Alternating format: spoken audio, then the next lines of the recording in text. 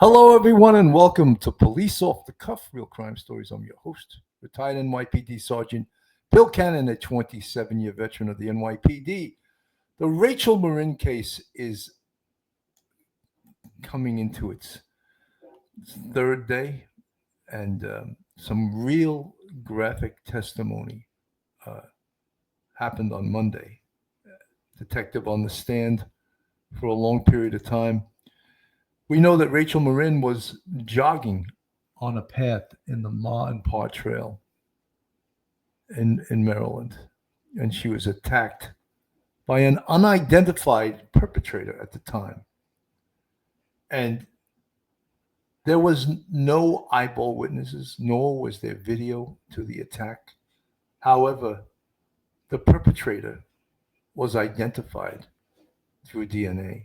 Through DNA that was put together by the CODIS system that is run by the FBI, the Combined DNA Index System, because the two categories of DNA in that CODIS system, the forensic and the offender DNA, matched. One of them matched. And what matched was a forensic match to a crime scene in LA where the same offender did a home invasion and attacked a mother and her 9-year-old daughter. And that picture you see on the right of this thumbnail and the sketch that was drawn from that attack enabled the police to have a sketch of this individual. But what really worked in identifying him is the science of investigative genetic genealogy. And that came into play big time in this case.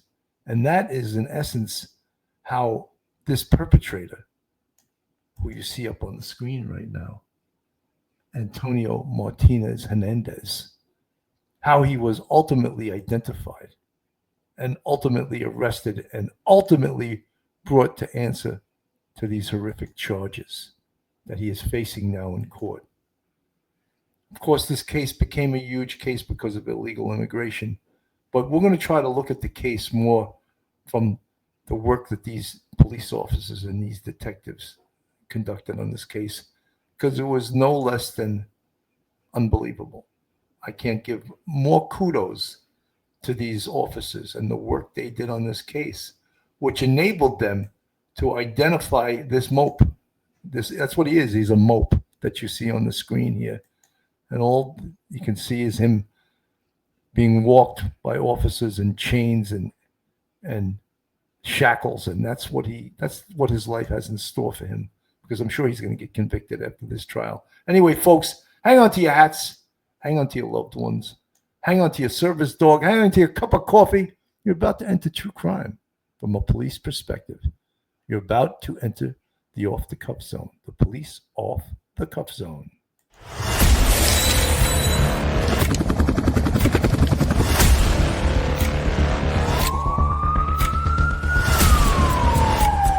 There has to be some common sense. They were the ones who called 911 to get him help, and now they're calling for change.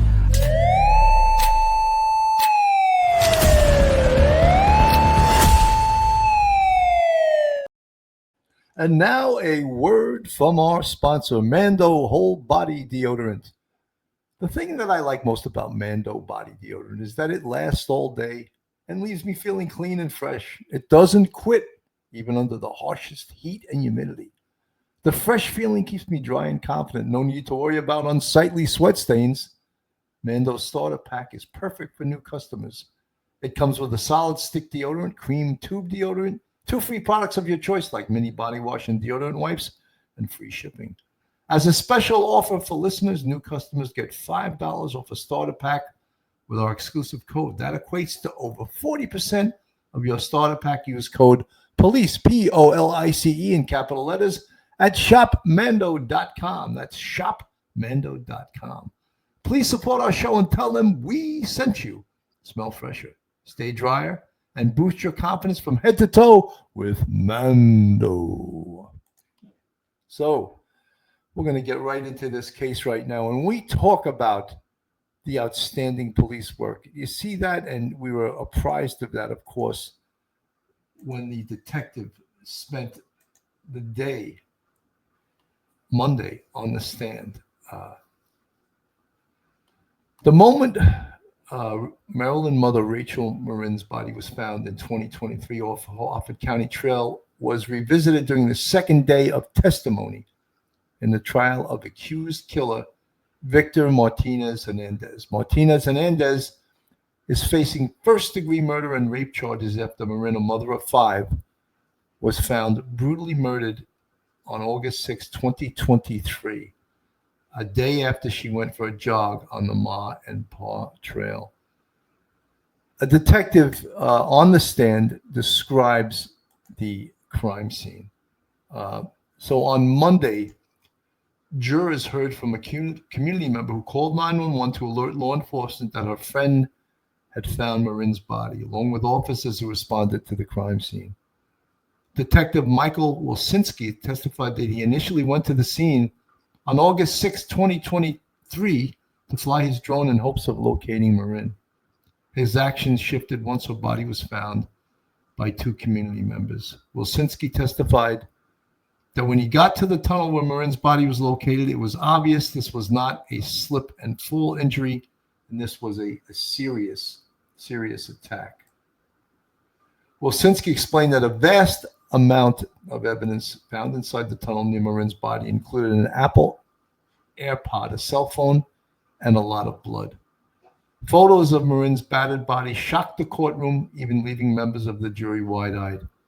Defendant Martinez Hernandez remained stone-faced as Detective Wilsinski explained the bruises, bloody face, drag marks, and fly eggs already found on Morin's body.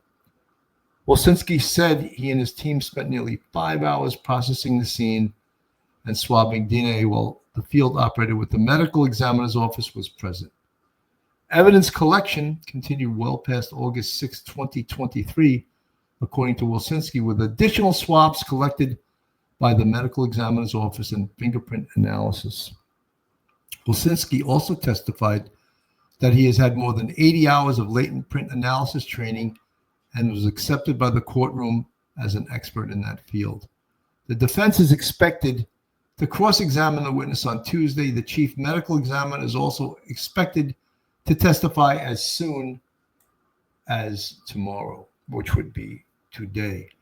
Martinez Hernandez, who law enforcement said entered the United States unlawfully in 2023, was tied to the assault of a child and her mother in Los Angeles and the murder of a woman in his native country of El Salvador.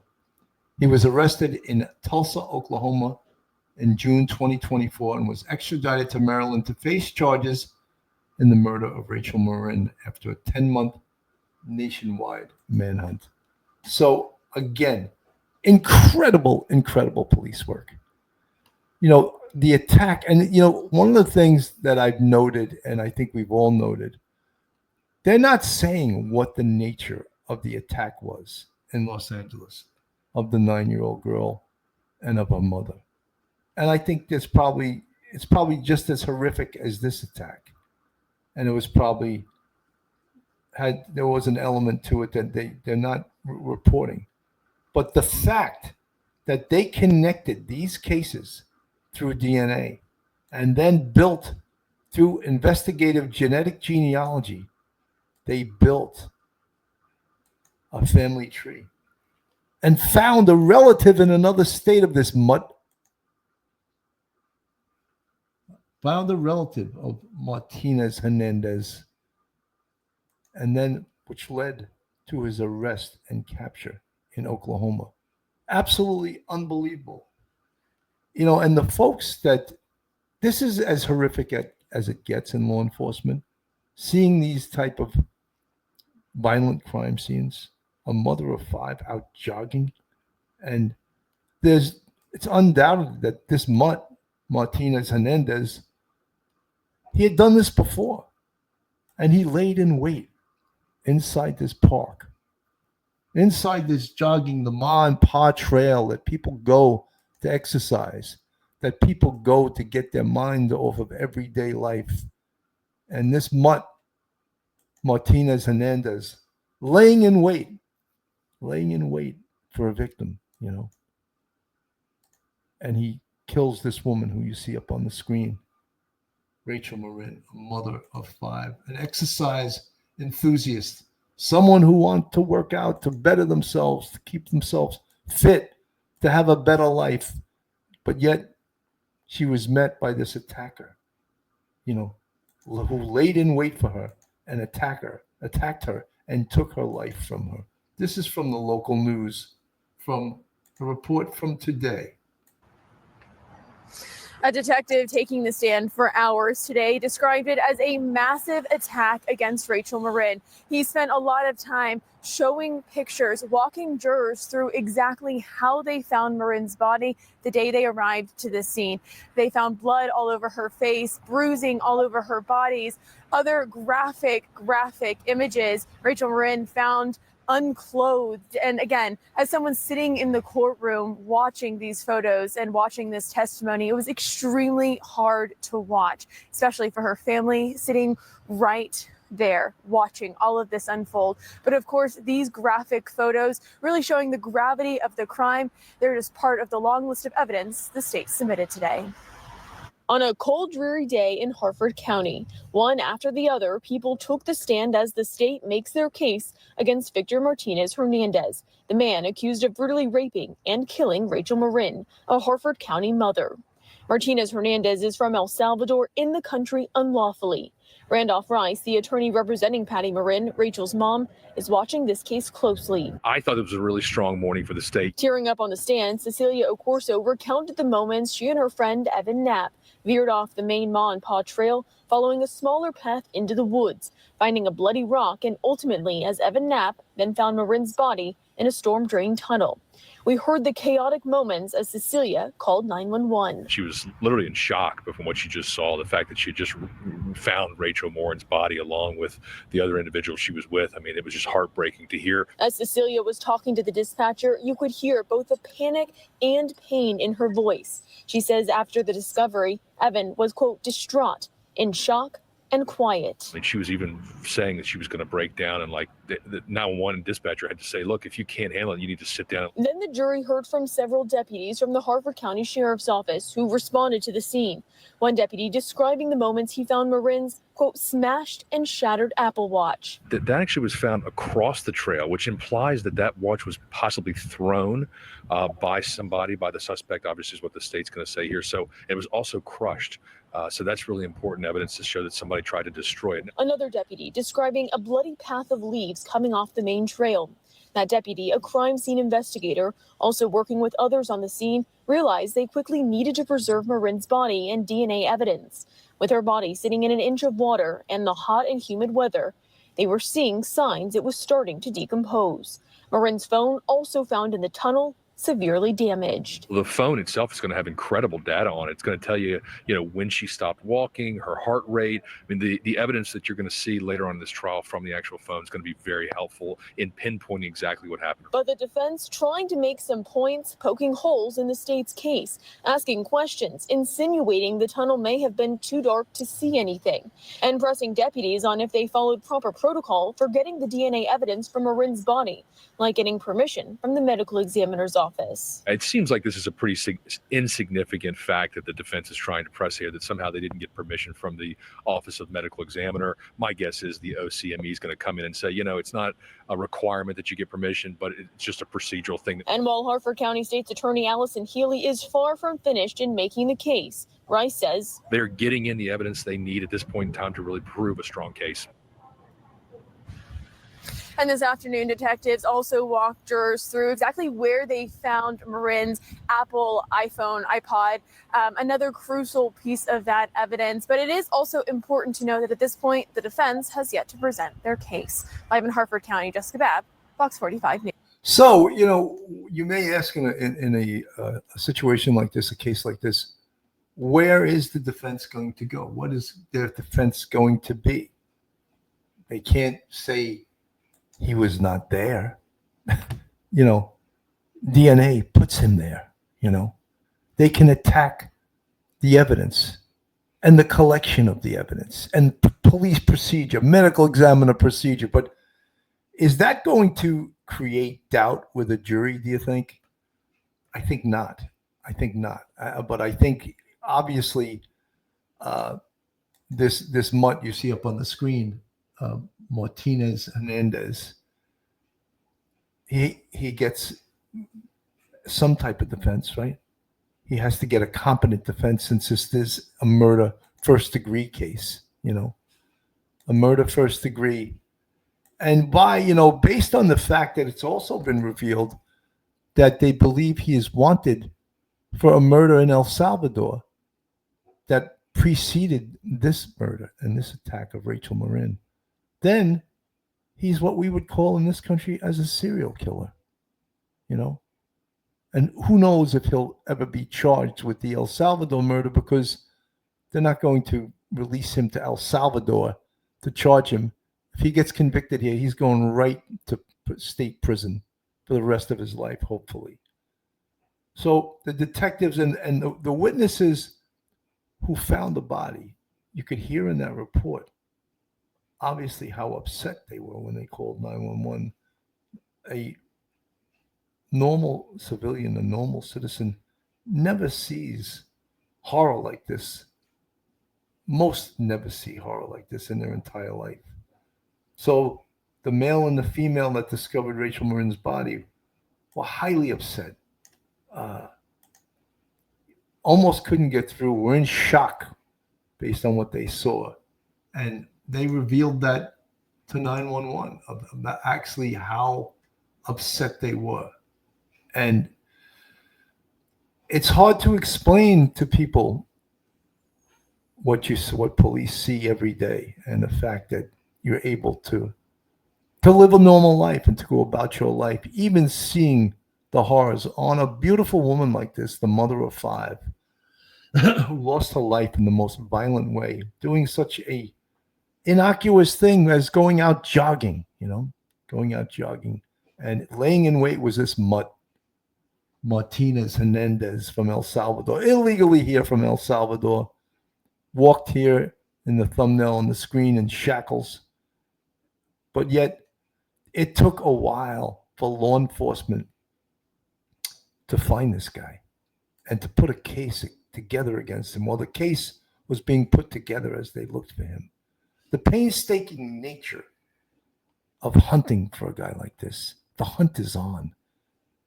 And even the chief of the Hartford police, you could see it in the speeches he gave, the presentations he gave for television, how much he wanted this guy, how much he wanted to capture this guy. And not even knowing who it was in the very beginning. And then matching that DNA to the case in LA. And how horrific was that case? Very little has been released about the attack of the mother and her 9-year-old daughter in a home invasion by this mope, Unbelievable, right? And then you ever think of this? Here's these criminals that come illegally into our country, and they get all the due process that an American citizen gets. You think they get this same type of due process in El Salvador? I don't know. I doubt it. Now here he is being represented by counsel like a normal human being, and he's anything but a normal human being, right? Anyone that can do that to another human being is not a normal human being, And I know I've repeated myself numerous times, but kudos to the police work in this case. Outstanding police work. And not many people, give the shout outs to the police that they deserve, especially in a case like this. But I'm going to do it. Shout out to the Hartford County Police and all of the other law enforcement agencies that partnered on this. The FBI, Border Patrol, Homeland Security, all of these different Oklahoma State Police, all these different law enforcement agencies that together, no mope on this earth is going to defeat them, But guess what? It takes time. And what we want to see, I think, as civilians is more prevention from things like this occurring. We don't want to see, well, we do want to see great police work after it occurs, but what we really want to see is we don't want to hear or see it happen at all. And that's through our government protecting the citizenry by not allowing mopes like this come into this country. This is from News Nation. The mother of 5 vanished after going for a jog back in 2023. Her body later discovered on a popular Maryland hiking trail. The defendant, an illegal immigrant with a prior record of violent crimes, police linking him to a home invasion across the country in Los Angeles. Shocking surveillance video showing him leaving that house. DNA evidence will be a key component of this trial. And News Nation's Caitlin Becker is live outside the courthouse in Bel Air, Maryland. Caitlin, we know the victim's daughters testified last Friday. What is happening in court today? Nicole, it's a lot less emotional than it was on Friday, hearing the victim's 14-year-old daughter just breaking down in tears on the stand. Today has really been all about investigators and the process of what happened after Rachel Morin's body was found in a kind of drainage tunnel. To sort of paint you a picture, it's those big corrugated tunnels for drainage flow that go underneath of little bridges. She was found partially submerged in the water there. Now, the jury right now is on their lunch break. But before we broke for lunch, we were hearing from an investigator talking about the process of discovering her body, how the evidence was collected, how potential DNA swabs were collected. And the defense was trying to hammer them in on the time of year and the fact that it was so damp, both the humidity and that water there, suggesting that anything that could have been collected from her body may have been degraded. So getting into a bit of the nitty gritty here, Nicole, when it comes to the science, as you mentioned, we're going to hear a lot from experts about that DNA evidence that was found allegedly on her body. But one thing, Nicole, we haven't actually heard of is the defendant. Neither Friday after opening statements nor at all today, other than the defendant sitting at the defense table with headphones on so he can hear the translation of the proceedings. It's as if he has nothing to do with this case. And I think that's very much by design by prosecutors who are really trying to lay out exactly what happened with the crime, how they discovered her body, and what they did, which ultimately connected them to the defendant. So I think we're going to hear a lot more about him in the coming days. He, of course, is from El Salvador, crossed over the border illegally just a few months before this heinous crime. And as you said, he's linked to other crimes. In El Salvador, he's wanted for murder. And as well, he is linked to this home invasion in Los Angeles. And that's ultimately how he was connected to this case. So we're going to see some of that unfold later. But those prior instances, those prior allegations will likely not factor into trial here, Nicole. Okay, so those will not be factored in. We know DNA will be huge in this trial. What exactly do investigators have? Well, that is how investigators say they found their suspect. DNA was found on Rachel Morin's body, places where she was injured. She was bludgeoned and strangled. So there was DNA found on her neck, on her breasts, and in some of her private parts there. Now, 2 of those, prosecutors say, were 100% match for the defendant, one of them down to a billionth or trillionth chance that it is the defendant here. So that hard forensic DNA evidence is exactly what every prosecutor wants and needs in order to secure a conviction here. So they seem like they're certainly on the path to that. However, we can hear the defense earlier today trying to poke holes in that and question whether or not some of that DNA was degraded by the humidity, by the water, and whether it was properly collected. At the moment, it does seem like it was, but we're going to get into that later. And of course, there's questions. If this defendant is convicted, what does deportation look like? And much like we saw in the Lake and Riley case, which mirrors this one in a lot of ways, deportation isn't going to be a factor because the charges are so significant that we're going to be seeing, if convicted, life in prison with no parole. So there would be no deportation there, Nicole. Right. Caitlin Becker breaking it all down for us. Thank you. So that gives us a great little inside view of what's going to happen here, and what could his defense be? All the defense can do is to attack the evidence, attack the way the evidence was collected, attack the humidity having an effect on the evidence. But I don't think when a jury hears the defense attacking the evidence and they're taught really by the witnesses and by the experts about what the DNA means and how it was put together and how exacting it is, and nothing about the way it was collected or did they follow the procedure of the medical examiner's office is really going to fool the jury in regards to creating doubt that, oh, this guy, Martinez Hernandez, didn't do it because the police didn't collect the evidence correctly. I don't think that's going to be a factor. So, again, outstanding work by the detectives. And the crime scene detectives are some of the best detectives in what they do in the collection of evidence that becomes oh so important in cases like these. And then there's other evidence like her iPhone watch, her Apple Watch. I'm old. I'm saying iPhone. Her Apple Watch, which may have caught a lot of things, that the attorney was talking about, a plethora of information in addition to the forensic evidence. And again, I can't say enough about investigative genetic genealogy, which is just unbelievable that they were able to identify this guy, Victor Martinez Hernandez. He's one of those guys that has four names, Victor Antonio Martinez Hernandez, so which is not uncommon. Anyway, how he was identified and how they were able to grab him and ultimately arrest him inside a bar in Oklahoma. And that was after his DNA was put together, a family tree, and they connected with a family member in another state who they got the name of Antonio Martinez from, and that led to Oklahoma. So again, this is the Rachel Morin trial. It's continuing. Some graphic testimony in the last few days. Investigators doing an outstanding job. And we're looking forward to the jury getting this case. Well, the defense gets a crack at trying to create doubt in their presentation.